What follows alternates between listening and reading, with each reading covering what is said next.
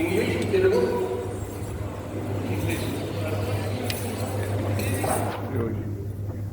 English right. Honourable guest of the dash Tirupatirao గారు చిరకాల పరిస్థితులు ఉస్మానియా యూనివర్సిటీ వైస్ ఛాన్సలర్గా ఉన్నప్పటికంటే ముద్రించుకున్నారు. ముఖ్యంగా నేను ఈఎంఆర్ఐలో పనిచేస్తున్న రోజుల్లో వారి దగ్గర నేను జాయింట్గా ఒక ట్రైనింగ్ ప్రోగ్రామ్ నేను వెంకన్న గారు, కేశ్ ప్రసాద్ గారు, ఇద్దరు పెద్దలు, వీరంతా ఉపాధ్యాయ శిక్షణ పొందిన వారు అని ఇప్పుడే మా రాంబాబు గారు చెప్పారు. నా పక్కన కూర్చున్న పెద్దలు కూడా చెప్పారు.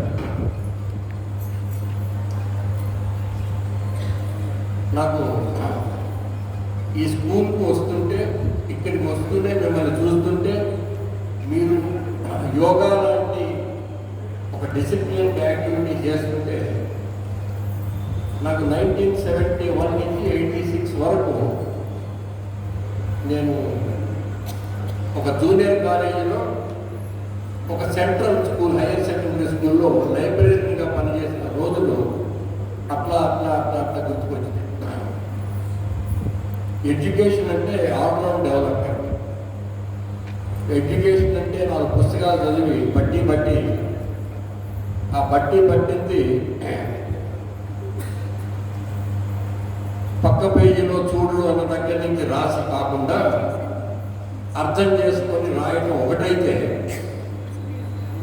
చదువుకుంటున్న రోజుల్లో ఉపాధ్యాయులుగా మనం పనిచేస్తున్న రోజుల్లో ఉపాధ్యాయులుగా మన పిల్లలు కానీ ఆ స్టూడెంట్స్ కానీ వాళ్ళందరూ వాళ్ళు కానీ విద్యతో పాటు మనం extra curricular, co curricular activities అంటాం. ఎక్స్ట్రా కరిక్యులర్ అంటేనేమో కరిక్యులంగా చెప్పింది కాకుండా అదనంగా ఓ పుస్తకం చదవడమో, కొత్త విషయం తెలుసుకోవడమో, ఆ తెలుసుకున్న విషయం గురించి పరిశోధించడమో అలా చేసుకుంటూ పోవడం ఎక్స్ట్రా కరిక్యులర్. కరిక్యులర్ కన్నా ఎక్కువగా కో కరిక్యులర్ అంటే కరిక్యులంతో పాటు ఆటలు, పాటలు, డాన్సులు, యోగా. ఇటీవల కాలంలో ప్రపంచవ్యాప్తంగా, ముఖ్యంగా మన మోడీ గారు ప్రధానమంత్రి అయిన తర్వాత యోగా యొక్క ఇంపార్టెన్స్ నేల 4 చెరుగుల బ్రహ్మాండంగా వ్యాపించింది. ఇవన్నీ కూడా మనిషికి ఒక క్రమశిక్షణ ఇస్తాయి. అంటే మనం తెలియకుండానే క్రమశిక్షణ ఇస్తాయి. సరస్వతి విద్యాపీఠం చెప్పారు, దాదాపు 100 పైగా ఇలాంటివి ఉన్నాయని చెప్పి రాంబాబు గారు చెప్పారు. ఇలాంటివి ఉన్నాయి, నడుస్తున్నాయని వివరంగా తెలుసుకోలేకపోవడం, తెరవకపోవడం నిజంగా మా అజ్ఞానమే అని చెప్పాలి.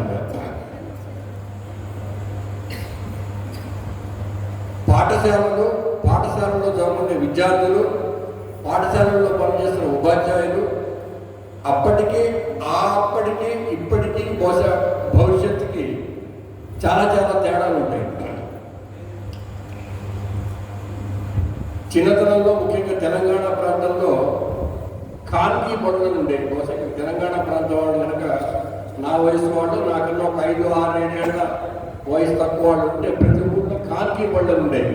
మన లోయర్ కేజీ కన్నా కూడా ప్రీ ప్రైమరీ స్కూల్స్ ఉండేవాళ్ళం. అంటే పిల్లలు 7 అర్థం 2 ఏళ్ళు కాగానే ఆ ఖాన్గీ బడులు పంపించేవాళ్ళు. 3, 3.5, 4 ఏళ్ళ వరకు వచ్చి 5వ ఏట వస్తుంటే ఫస్ట్ క్లాస్ చేర్పించేవాళ్ళు. ఇప్పుడు కూడా అంతే నడుతున్నారు అనుకోండి స్కూళ్ళకు, ఒకటి ఇంట్లో తప్పించుకోవడానికి, లేకపోతే ఏదో రకరకాలుగా. ఆ ఖాన్గీ బళ్ళల్లో క్రమశిక్షణ ఎట్లా ఉండేదంటే, పాపం ఆ ఊళ్ళో ఒక పెద్ద మనిషే ఉపాధ్యాయుడిగా ఉండేవాడు. అతను ఆర్థికంగా ఏమి ఆశించకపోయేవాడు. వాడు కేవలం ఈ ఊళ్ళో పిల్లలకి నేను నేర్చుకున్న విద్యను వారితో పంచుకోవాలన్న తాపత్రయం, భావన తప్ప మనకు ఉండకపోయేది.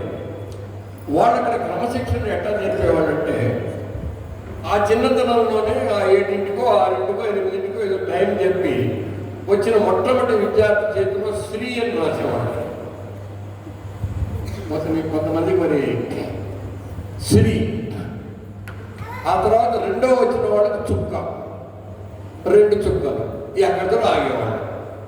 ఆ తర్వాత మరి బెత్తం ఉండేదో లేదో మొత్తం మటుకు క్రమశిక్షణ అలవాటు పడే విధంగా ప్రతిరోజు ప్రతివాడు నేనే ముందర రావాలి, స్త్రీ పెట్టించుకోవాలని ఉండేది.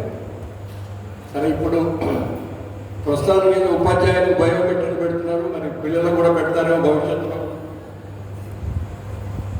అందరూ వర్క్ ఫ్రమ్ హోమ్ వచ్చేసినాయి, ఆర్టిఫిషియల్ ఇంటెలిజెన్స్ వచ్చింది. ఏది నేర్చుకోవాలన్నా మనంతటా మనం నేర్చుకునే స్థితికి ఎదుగుతున్నాం. అయినా కానీ ఫిజికల్ కాంటాక్ట్ ఒకళ్ళకొళ్ళకి అవసరం అని ముఖ్యంగా మన భారతీయ విద్యా విధానంలో మొదటి నుంచి ఏ పద్ధతులు అయితే ఉన్నాయో అవి ఇప్పటికీ ఎప్పటికీ అవి చిరకాలం అజరామరంగా ఉంటాయనేటువంటిది అది ఒక సత్యం. ఇలాంటి నేపథ్యంలో ఇలాంటి పీఠాలు, అధ్యయన కేంద్రాలు, ఇంకా ఇలాంటి గొప్ప గొప్ప కార్యక్రమాలు, ఇలాంటి కార్యక్రమాలు నిర్వహించడానికి నిధుల కొరత లేకుండా చూడటానికి రాంబాబు గారు లాంటి మహనీయులు ఎలాగో ఉంటారు.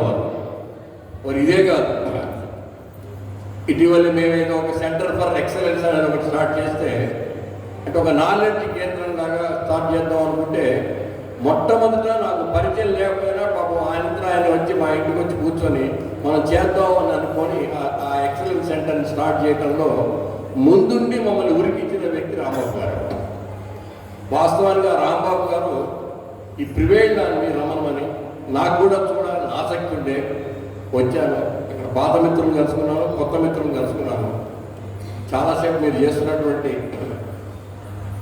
ముఖ్యంగా దాని మీద స్కౌట్ సౌండ్ అనేవాడు. మరి ఆ రోజు ఇప్పటికీ అంటున్నారు, నేను ఆ క్లాప్స్ కొట్టేదాన్ని స్కౌట్ సౌండ్ అని చిన్నపిల్లలు స్కౌట్ చేసేటప్పుడు అంటుండేవాడు. ఇప్పుడు మారిన పద్ధతులు నాకు సరిగ్గా తెలియదు. చాలా గొప్ప విషయం, చాలా గొప్పగా మీరు నేర్చుకున్నట్టు స్పష్టంగా కనిపిస్తుంది. మీకు భగవంతుడు, పెద్దలు అన్ని విధాల వారి ఆశీస్సుల్ని అందజేయాలని, ఇంకా వృద్ధిలోకి వచ్చి ఎంతోమందికి తోడ్పడాలని, క్రమశిక్షణే ధ్యేయంగా అనాదిగా వస్తున్న మన భారతీయ సంస్కృతిని పదిలపరిచే విధంగా మీరు ముందుకు సాగాలని ఆకాంక్షిస్తూ, కోరుకుంటూ, నాకు ఈ అవకాశం ఇచ్చిన అందరికీ, ముఖ్యంగా మా రాంబాబు గారికి ధన్యవాదాలు, కృతజ్ఞతలు.